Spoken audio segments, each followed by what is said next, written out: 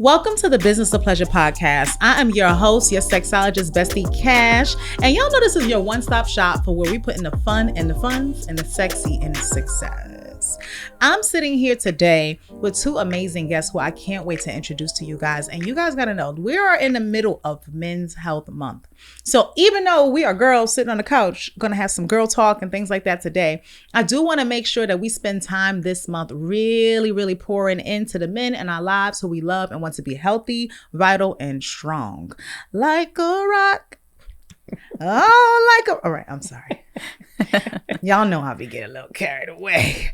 But we are going to have a lot of deep discussions today about pleasure. We're going to talk about mental health a little bit and some wellness ends, but I really want to get into really just loving yourself, body positivity. And in order to do that, I had to tap on the shoulder some people, okay? Now, I'm going to introduce them one by one, but I would love when I share, call you guys out, tell them a little bit about yourself, what you're passionate about, what you do, what you go by, any AKAs. Everybody know I got 20 names in these streets. So all of the things that, help people identify with you. So I'll start immediately with who's directly next to me.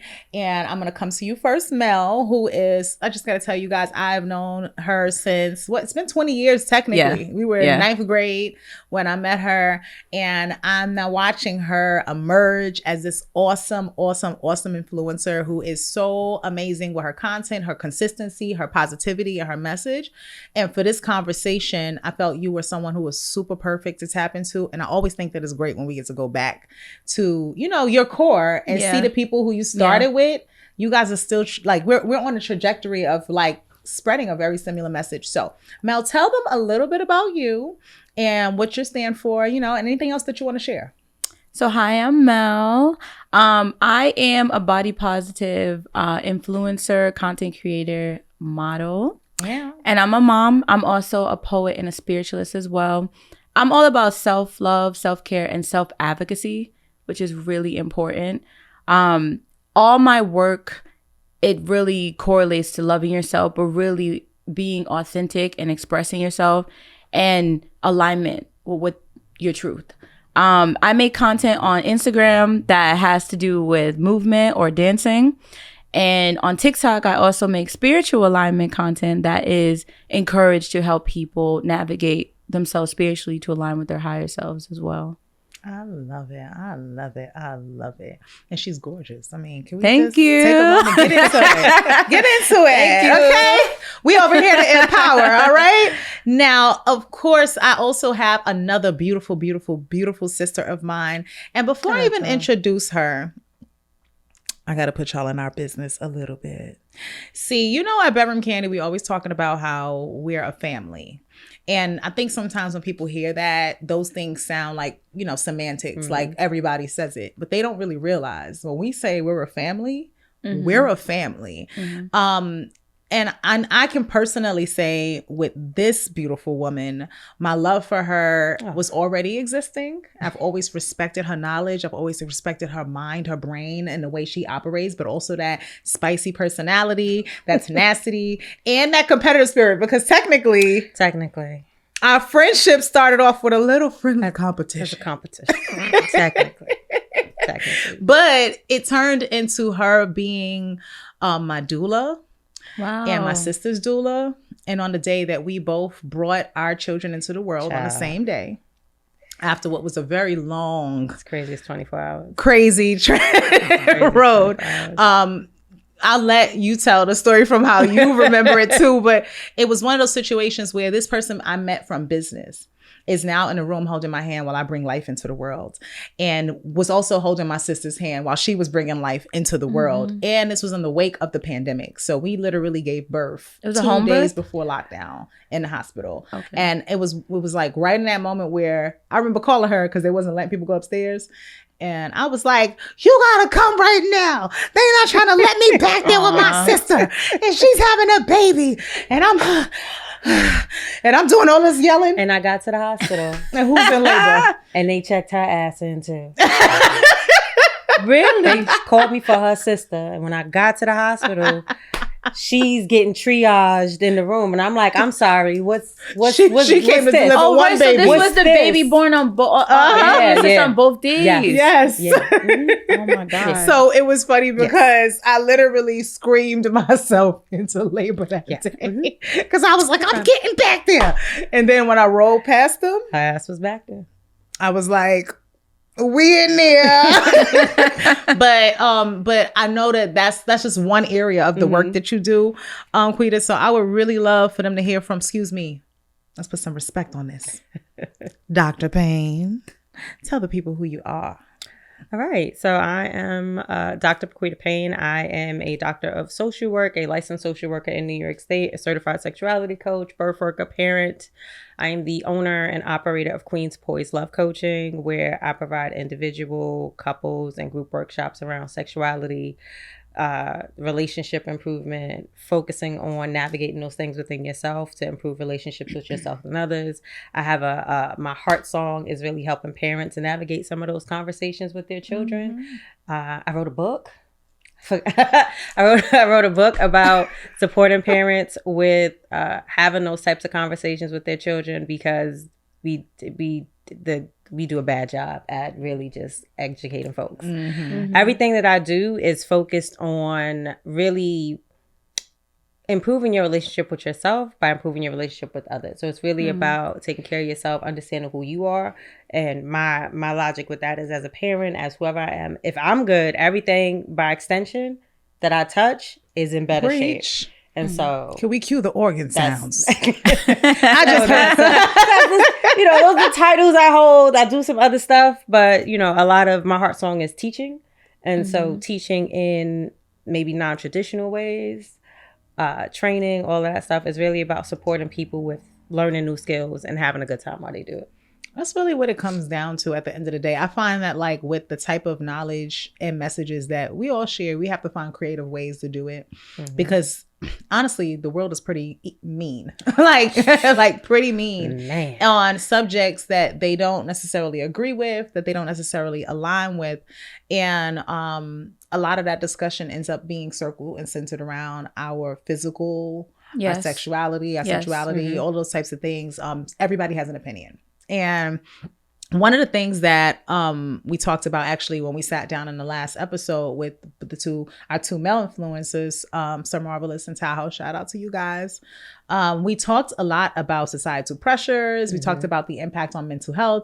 We talked about, like, we had a really deep discussion. And one of the things that I wanted to kind of kick off here is, I think that the conversation for Men's Health Month is not just a conversation for men. Right. I'm one of those people who's, like, very into her softness, like, hands down. Okay. I didn't know that back in high school when I wore pink every day for like a whole year, that was going to be the toggle switch, because I was a tomboy. But now I'm like, and what I've realized being surrounded by sons, brothers, uncles, my man, all these things, is that, like, the role that I play in their actual well-being. So one of the conversations that I kind of wanted to kick off with you guys, because one thing that you share in common is, one, positive messaging and really trying to bring that empowered, most, embodied version of people out. What advice would you have for a man who's looking to embody himself, who's looking to center his health and get on track? Or, what types of practices or things that you do that you feel more men should do that you don't really see them doing? I kind of want them to just get a chance to hear from you all, because I think we do good in having our self-care routines. What would you teach? I'd love to answer that first. Sure. So when it comes to men, I think that they're discouraged from communicating, like, in an emotional manner. And I don't mean you have to express yourself in a feminine manner, because it's often misinterpreted as that. Yeah. I think it's okay for men to have a safe place to discuss the things that they really feel internally. And being able to discuss that with oneself first through methods of journaling, methods of community with other men that have like-minded ways of thinking is really important. Really, I find that a lot of men have issues communicating because they don't feel safe or they don't feel encouraged to have someone listen to them. And I don't mean listen like hear them. I mean listen to really understand what they're saying. Going on, But I believe it starts from within first. Like, how can I express myself in a way where it still makes me feel masculine, but at the same time I'm being honest with how I'm feeling in that space? That makes a lot of sense. Honestly, something you said that keeps coming up, one, is the safety component. And then the other part is having your own forms of that communication. Like when you share journaling, that was actually something when Jim was said, I journal. Where are you putting those thoughts if you can't put them in another person's lab and to process them? So I love that advice. And Quida, what you got? I definitely think kind of just recognizing what's going on with yourself and being able to have that honest conversation. One of my goals as a parent, and I feel like this is where I give myself a gold star. I have sons. I have Black sons. And so it's important for me to instill in them the ability to engage in their emotions. Like, I'm very much like, I don't care what male you are in my life. I'm like, give me the feelings. I want all of them. Give me the feelings. Give me. I want to know what your feelings are. Tell me. I got feelings wheels up in my house. But it's really to be a safe space for one, recognizing what those feelings are, and then being able to like have some place to put it, and then curating that safety place. And so if other places can't be a safe place, I'm going to be a safe place for you to just say whatever your feelings are. But really kind of dialing into knowing what's going on with you outside of what society allows. Yes. And so we do a disservice to everybody. But when we're thinking about men, not allowing them to access more than those basic inside out feelings of like happiness, sadness, anger, and stuff like that. And so being able to kind of access, what are the things that you like to do that allow you to live your life? You can't show me a man that hasn't gotten a haircut in over a month who ain't in a funky mood. Yeah. It's that haircut, like those little, what are those little things that like help you feel good about yourself in the moment, or like an attitude change so looking at what those things are, and like some of the small things that you can just kind of take into yourself and invest in, and then find somebody who you can ask to help you with that. You know what's so interesting about when we have these kind of conversations? I talk to so many women on a regular basis who are very much so pro men having this space. Yes. So what troubles me is when I still hear that there's this alarming rate of unsafety, like unsafe feelings or whatever the case is, or lack of safety for them, when I don't really know women who don't want them to be safe. Right. So I'm also kind of wondering what is perpetuating that problem. You know what I'm saying? I have some theory. Do you now? Because my thing is, people say that they're a safe space, but they're not. And so it's like, I want you to talk to me about it. But then the minute someone actually expresses their feelings, then it's like, whoa. What's all these feelings about? What's all this? Now you're not a man because you have, whoa. You can't ask for the thing. And then when you get the thing, be like, no, this is not the type of man. No, that's not how this works. And so there's a lot, and you see it in a lot of the discourses that happen, where if people are paying attention, anytime a man in public expresses emotions and feelings, it becomes this negative thing versus like, damn, that's just got to be hard to hold. Right. The only space I see where it doesn't necessarily become, there's like a Ryan Clark's thing where they'll have some emotional moments and then it's okay. But other than that, and honestly, it's men and women whenever we express emotions in a loud way where it's just like, oh, you can't have emotions. Feelings are bad. I'm sorry. Feelings are part of the human experience. And they're complex and there's a range. And with age, I think they get more complex. The second puberty is no joke. But you said something that was really, I think, and I love to surface great things because sometimes y'all need to hear it again. People are under this delusion that they're safe. Yep.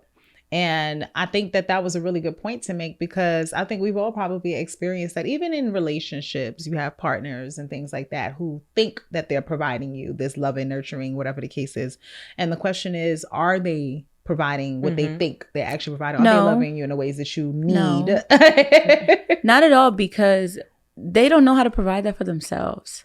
Like, the saying like, hurt people hurt people. It is not so cliche.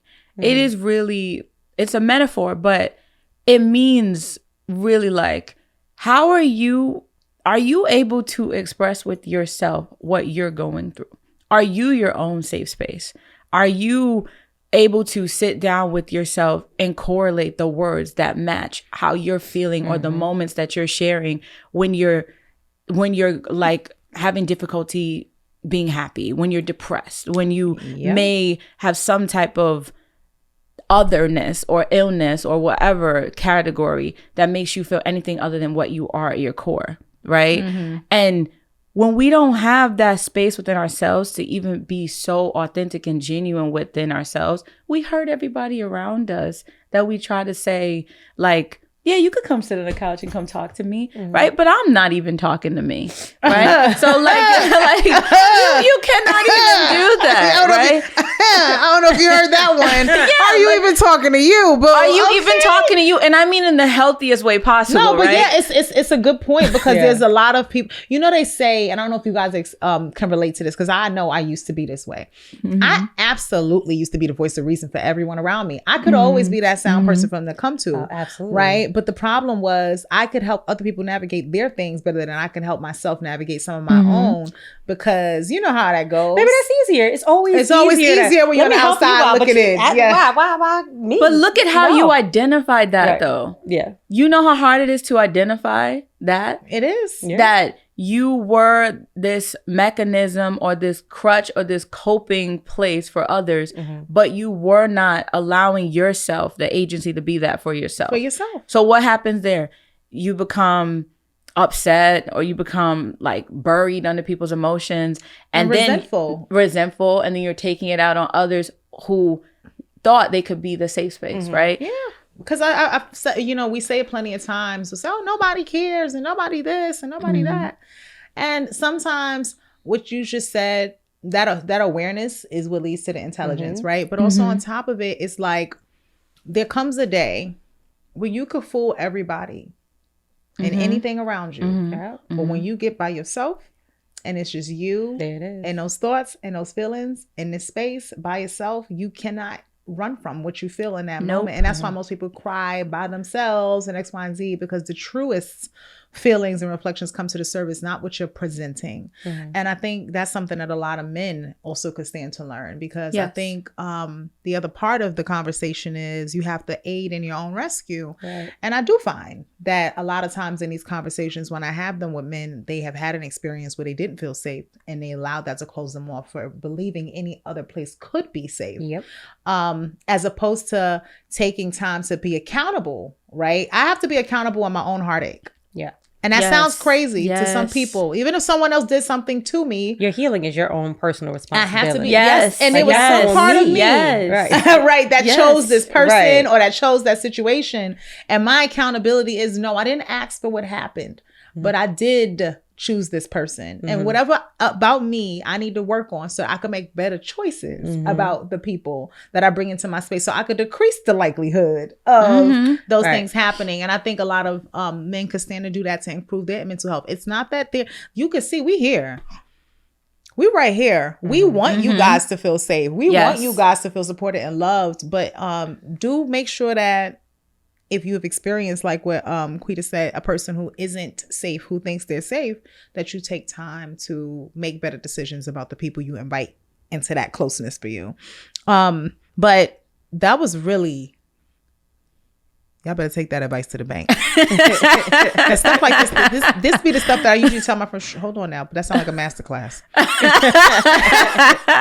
We all forgiving and love in the gems, but broken passionate just really don't go good together. They is not a good sandwich. So what I do want to kind of talk about with you guys and kind of getting more into transitioning a little bit, because we are in this conversation about self-care and body positivity and just making yourself feel like a safe space for you. And I think that actually takes us perfectly into what I want to talk about with you guys on that.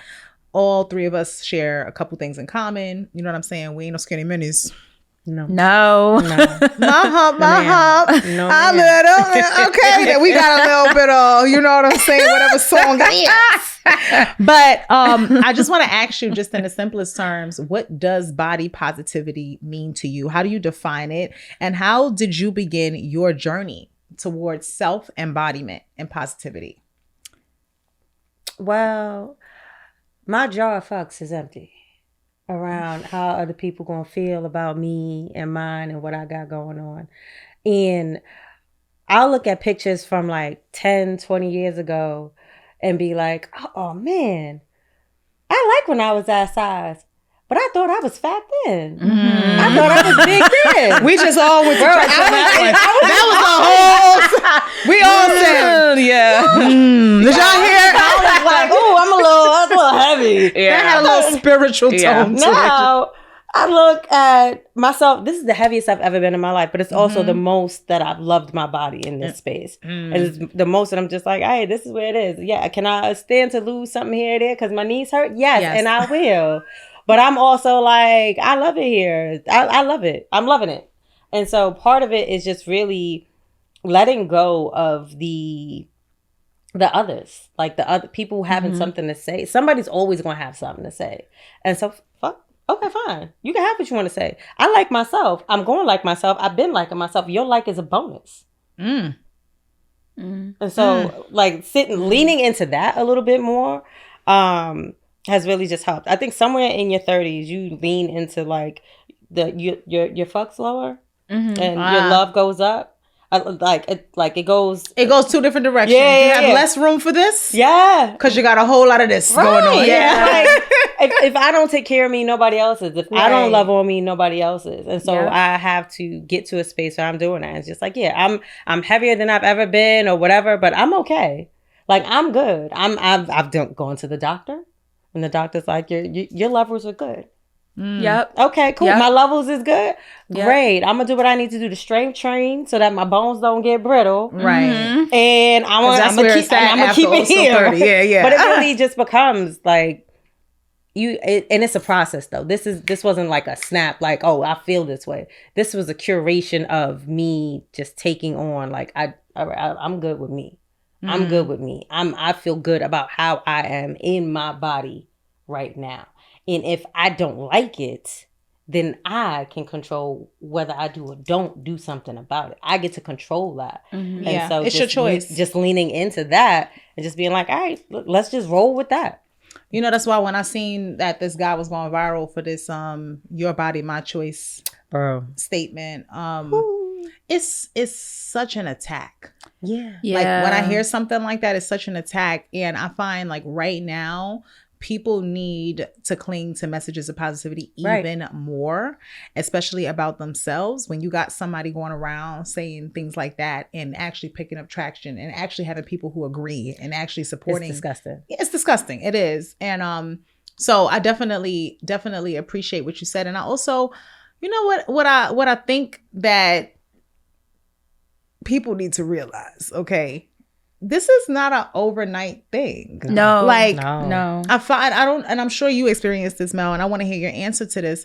So, Mel, I know that this is something that you spend a lot of time not just talking about, and I think a lot of people just see you and they probably think that you just showed up, you arrived one day and boom, you was this bursting boom of positivity and light, and that there was no story. And, like, I would love if you could talk more to your journey, right? What led to you being here and at this space of feeling as enlightened as you are, and what made you also want to pay that forward by sharing your enlightenment with others?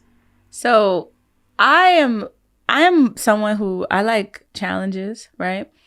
Everyone told me since high school, right?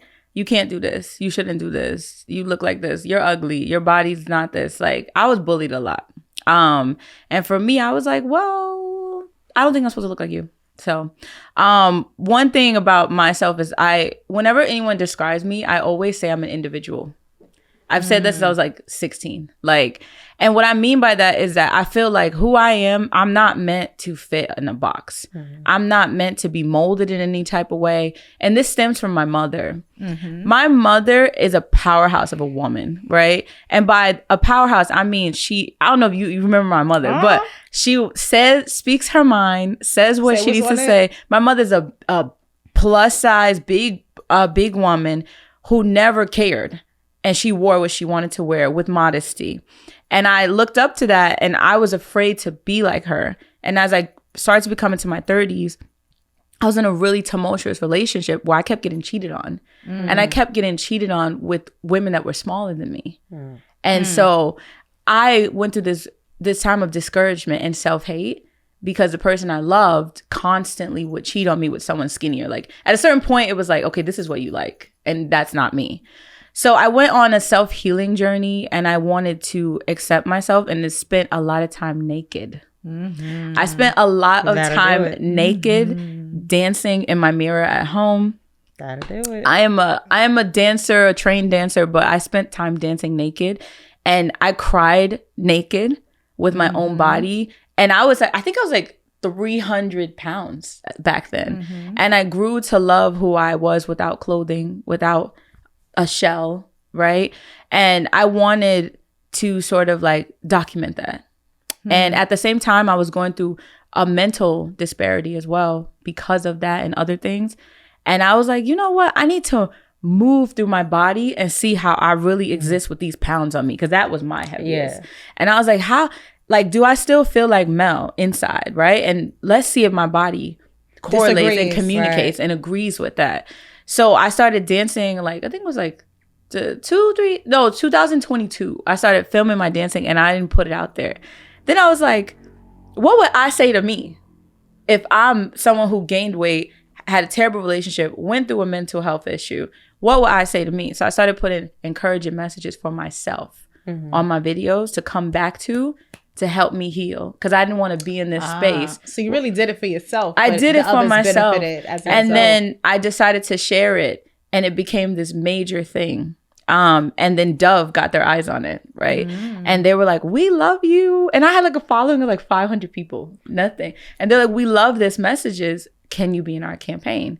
And from there, I decided, okay, I'm going to share these messages in a larger spectrum because people are resonating with them. I'm so happy you shared that you weren't at a space of having a certain number of eyes on you. No. Because I think what you have to do, and people have to understand, especially people who want to do content for, you know, whatever reason online, is don't wait until people show up to start doing the thing. Do the thing and let the people that you wish to attract show up. That's how you get your most authentic audience when you're doing stuff. Because like you said, I'm just doing what I'm doing for me, and it attracted this opportunity. Yes. So I love that for you. Congratulations on that's a big step initially, just when you're first coming out as a creator, just like, I'm just doing my thing.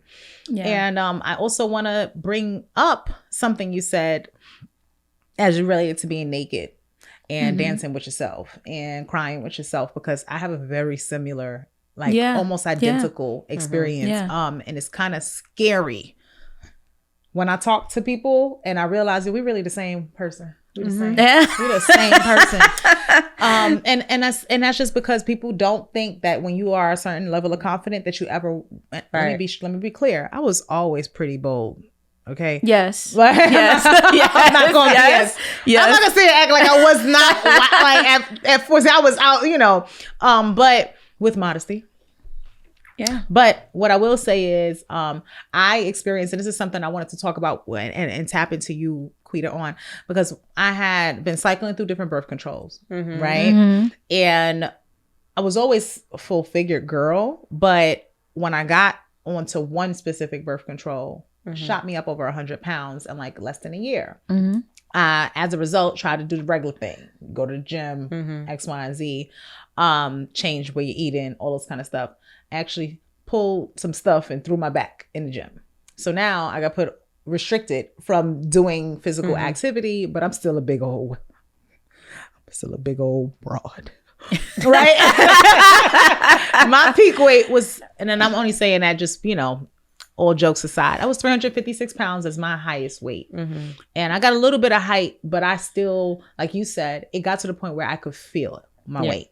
And so I got very emotionally depressed a little bit because I want to change it. And I felt like the things that I was trying to do to change it actually made it worse. And now I'm being told, you can't go to the gym. You can't this and that. And nothing is getting me where I wanted to be. So I eventually, after some time, started going on the pathway, and I did the sleeve surgery to help me initially come down. I tested pre-diabetic. That was a little scary for me. I was a little too young for those type of conversations. For me, I'm still too young for those kind of conversations.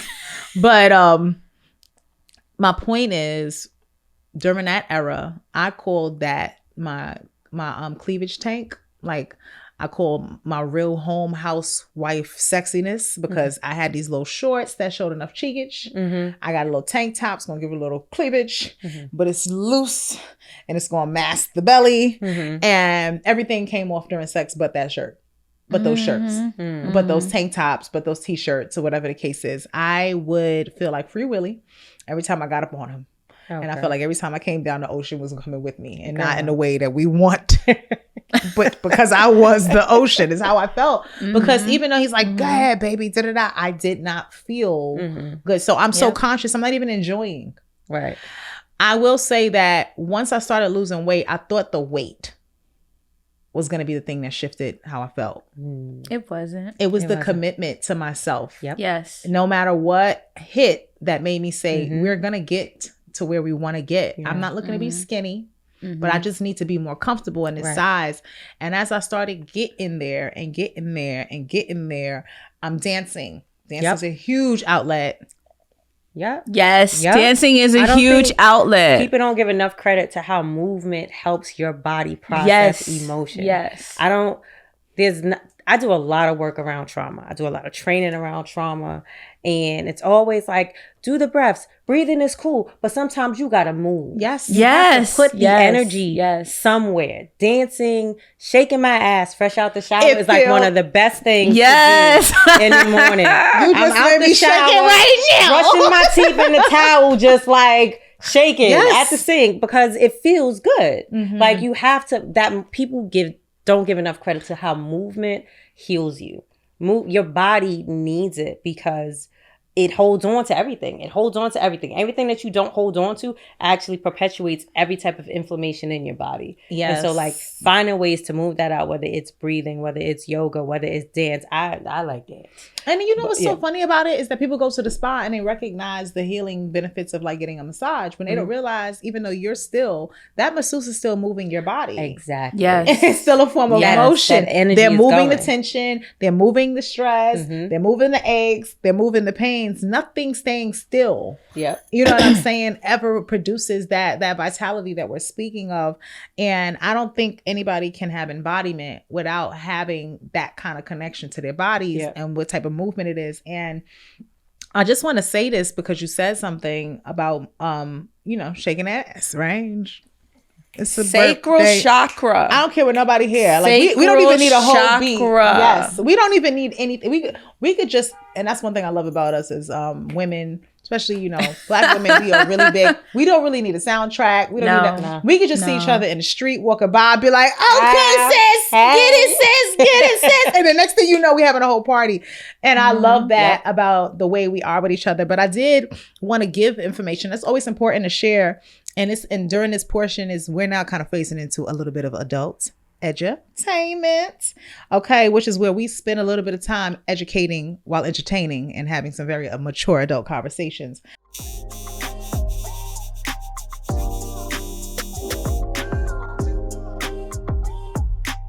But Quida, you might remember we had masseuse Dizzy, shout out to Dizzy, who came to our BK convention and did a live presentation on stage of massage. And what he talked about as he was doing the massage with his very, very, very electrifying demo. So because she was very, oh man, her moans and everything on the stage, you would have wanted that massage. Let me just tell you that. You were just sitting there like, all of that from her pinky toe? She's just like, I'm like, what is he doing? But he talked about trauma and how he can tell where his client is carrying their trauma based on where they're carrying their pain. And he spoke specifically about trauma in the hips, right? And so that conversation really had me very curious. I'm very big on like tapping into my ancestral root too. And if you look back culturally in a lot of African dance, it's a lot of hip movement, gyrating this and shaking, like you just said, shaking, just moving and letting everything get loose. And so I did want to say, understand, guys, that there is a lot of research that supports showing that trauma is stored in the hips. And they say that because the hips are a central point of movement and stability involving muscles in your body, like your glutes and your hip flexors. Where we experience a lot of stress, these muscles actually often contract as a part of the body's natural fight or flight response, right? So over time, it can lead to a chronic tightness or stress. So this is not just saying it's on a spiritual level. There is literally also physical evidence of the body showing that when your stress flares up, your hips tighten up. Yes. Right? Yeah. Repeated stress, repeated trauma leads to repeated tightness. And people don't realize that their inability to, they be like, girl, how you move your hips? I'm constantly dealing with my trauma. Like, I don't know how to tell you. But you want to shake them hips. You know what I'm saying? You got to get rid of some shit. Like, you know what I mean? But yes, right. You got to put that on. Yeah, we got to put it on a shirt as well, right?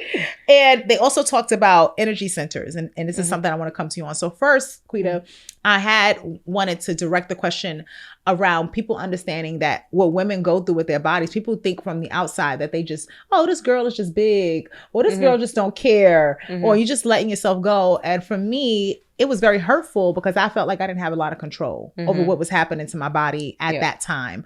And as I'm going through my process of getting down to my goal weight, I started to give, like you said, less fucks about what anybody had to say anymore. And I want to ask you if you can speak specifically to the associations of a lack of body positivity that women often experience during the process of conceiving, carrying, or post, you know what I'm saying, postpartum, delivering or bringing a child into the world. And then from your experience, how long do these effects residually tend to last for them psychologically? Oh, see, now that second part, I'm gonna have to hold that. So there's always somebody in your business about your uterus and like how you're going to conceive and whether you're able to conceive. And once, don't gain too much weight once you're pregnant. And so it's really important, if we can, to create a cocoon of safety for people to just be as they are in the healthiest place that they can be when they're conceiving, when they're having children. It's really important to have a protective bubble within yourself or have a community that supports you with telling people to shut the fuck up. Yes. Yeah. People just need to learn to shut the fuck up. Yeah.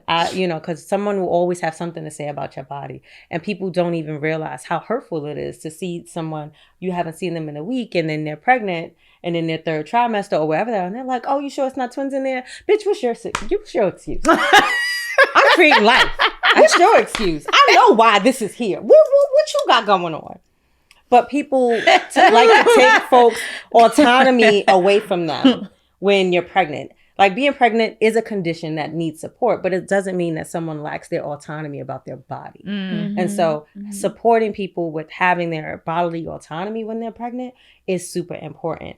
The process of having a baby, like pushing a baby, bringing that baby into the world, depending on the environment you bring it in, is really important to create those spaces that allow for that to be one of the most consenting and supportive processes ever. I've legit wanted to hook off on doctors because I'm like, what the fuck are you doing? Like, did you ask? Why is your hand in there? Yeah, did you say something? And it comes in more than one way than just like the direct physical touch, because you even see that control when people see like a pregnant woman dancing or twerking or whatever. Like, people feel like, oh, you better sit down. Yeah, I will. When my feet say I need to sit down, but right now I was with my first son. My homegirl it was a month before he was born. She was getting married. We go to the wedding. I had on a dress and I had on heels. I don't do the barefoot party thing.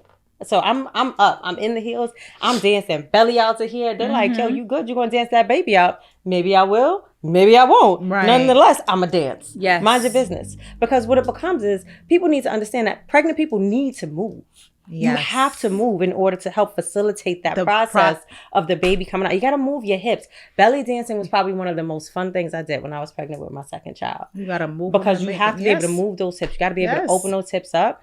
And so helping people access those things, giving those recommendations, get into a swim class, get into a dance class, get into prenatal yoga, get into belly dancing. If I can recommend anything, everybody should get into belly dancing because it really helps you with your hip isolations. But those things. And then once someone has that baby, give yourself some grace. It takes your body 18 months to 2 years to physically heal. 18 months to 2 years to physically heal. It takes your brain almost 18 months to 5 years yeah. to get back in alignment. Like, baby brain is a real thing. Your brain shrinks when you're pregnant. Yep. Your brain shrinks when you're pregnant. And then depending on whatever circumstances you got going on, it's going to take up to 5 years before you really start to feel like you're yourself. And so in that time, it's really important to try to have as many supports as you can have, and then really have people who team up on, like, nah, you gotta shut the fuck up. I need a protective barrier. I want an electric fence because I want to be a damsel. I want to be a damsel. Yes. When I'm recovering, I'm going to be a damsel at all times. That's a new thing for me. Well, but like when I'm recovering from having a baby, right, in this time where I am my most vulnerable and my hormones are so out of whack that I don't know what's going on. You can't tell what's going to happen. I need somebody else to come in and be my team of knights, whoever it is, and be like, leave her alone. Shut the fuck up. Leave her alone. This is what we're doing. This is how we're going to take care of her. And we've gotten so far away from that this is why I'm into birth work, because I want to be a space that creates that type of community. I have a goal, like 10 years, maybe 20, to open like my own birth house. It would be a beautiful thing. Nice. But part of it is to create that type of community. You know what it is that where a lot of people don't realize it until they've experienced it or had it. Because I mean, I'm somebody who's had an experience of birth more than once, some that ended, in a successful outcome, and some of them that ended in tragedy. And one thing that I can say is I do feel like there was a very big difference in pushing Caden than I had any other prior delivery. And don't get me wrong, I had a great level of support when my first child came into the world. My sister was there, my auntie was there. I did want to choke his dad that day. Be that way sometimes. Yeah, I did. He came in the birthing room with a turkey and cheese sandwich, and I couldn't eat food until after delivery. He had a death wish. Yep. He had a death wish. I just hope you don't see this episode, because you're gonna know I still ain't over. He 13. I'm still not over it. I threw something. I don't remember what it was. I think it was a stress ball. They gave me something to squeeze. I felt it was better to throw it. But like you said, people don't realize there's a lot of shifts in the hypothalamus. There's a lot of changes to the white and gray matter that impact our ability to even recognize what we're feeling. Like you talked about that awareness. It's literally scattered. And so I think that we just need a little bit more empathy. And consideration, because you don't know what a person's going through and what their body has been through or is presently in at the moment that you're looking at them and you're judging what you see. And I think the other part of it that you said, Hel, that I kind of wanted to come back to on the spiritual end of it, and also in the conversations you share with your own story, is I think that people assume that bodies that have a little bit more on them are less capable of doing certain things, when we have seen time and time again that being slim doesn't mean that you are fit, doesn't mean that you are in good shape. It doesn't at all. And I don't know about you, but I commonly get a lot of women and men alike who are surprised if they see me do something physically that they don't think that I'm supposed to be able to do. Right. And you're someone with dancing activity that you keep yourself moving. Can you talk about in your own experiences, has your weight held you back? Like, have you felt like it's been a restrictor, or that? Just talk to me about like what you feel. What do you feel when you dance? My weight is a number. It's literally, it has nothing to do with who I am at all. Like, correlating a number to my existence is like minuscule. Like, I'm sorry to say that. Like, we're beyond a number, right? Like, how we hold our weight for me has nothing to do with what that number says.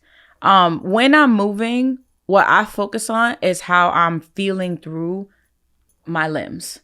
Like, I am a very spiritual person, and I believe that who I am internally and how I think and how I see and how I, say things, it flows through me.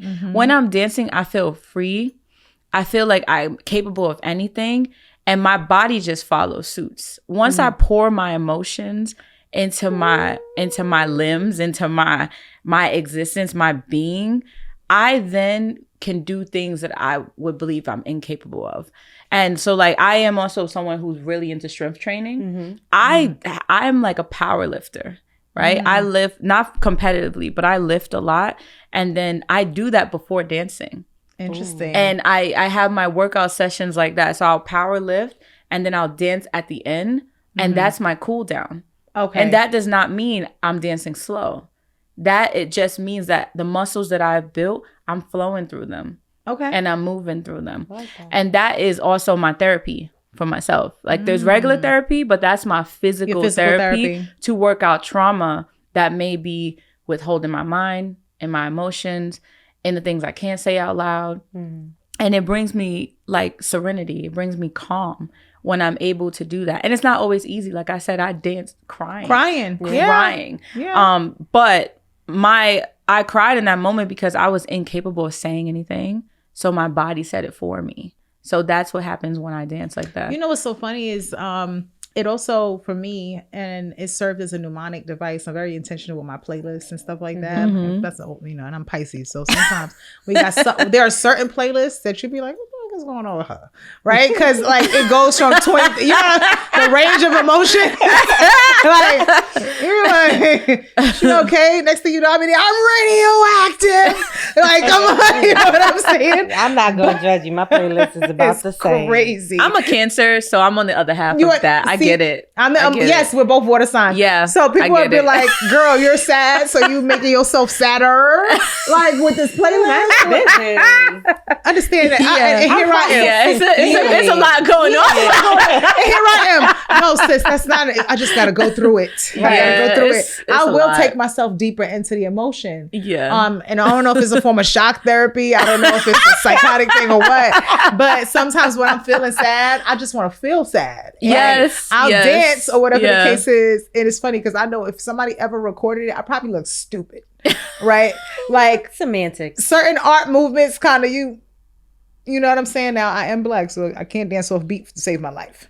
That's just embedded in me. If I tried to dance off beat, I'm just looking stupid on beat. You know what I mean? Yeah. But what I was gonna say to that notion of what you shared about the dance, it's a mnemonic device in that music and sound are attached to memory. Yep. Mm-hmm. Right? Yes. So also one of the biggest things that's helped me and my own personal embodiment is having a strong level of awareness of where I have been at a given time. Yes. And sometimes when I'm going through something new or I'm going through something that feels familiar, that mnemonic session, that dance session takes me back to that moment. Yes. And it's helped me make a lot of decisions that didn't repeat. Because for a little while, I always talk about my business that I had to close down. Unfortunately, the pandemic, I did have to close down my Build-A-Man workshop.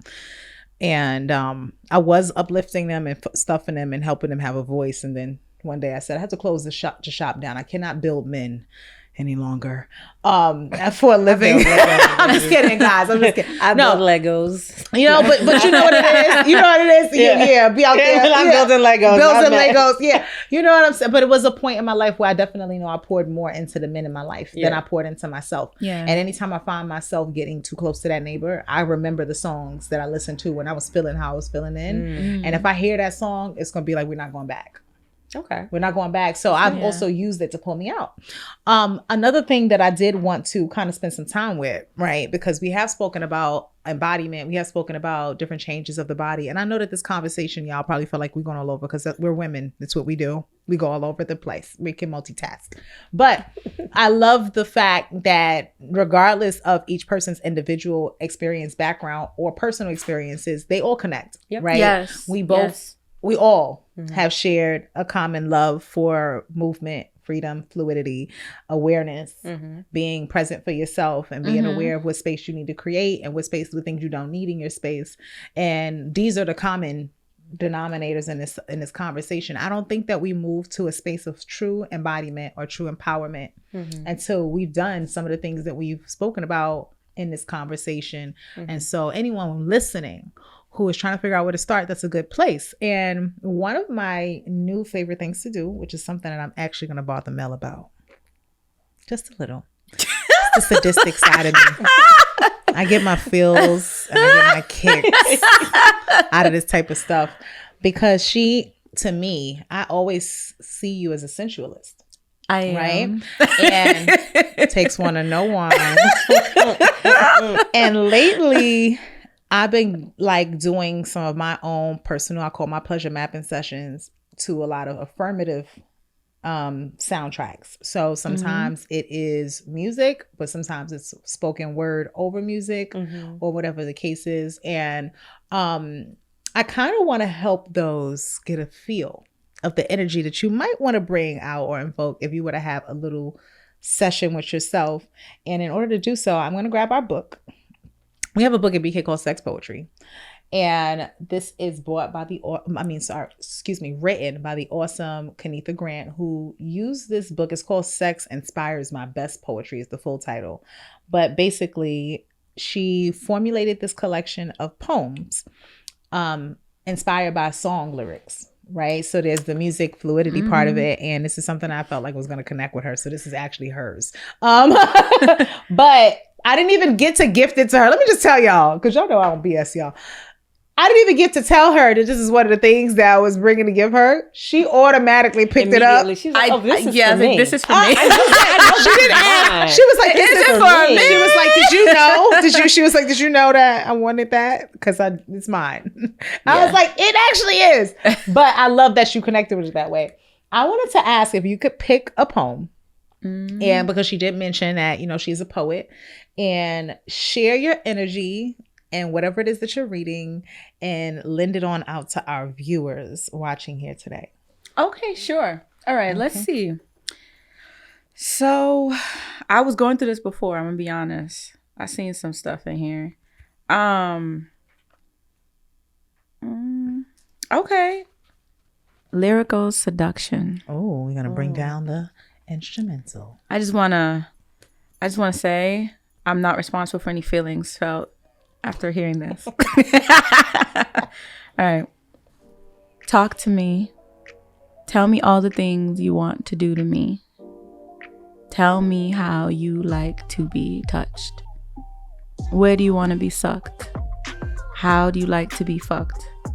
Express to me, tell me how you feel in poetry. Describe your innermost desires, me and you, unscripted, open to whatever transpires. Articulate while I masturbate. How you like the sound of my moans and groans while I bring myself to climax.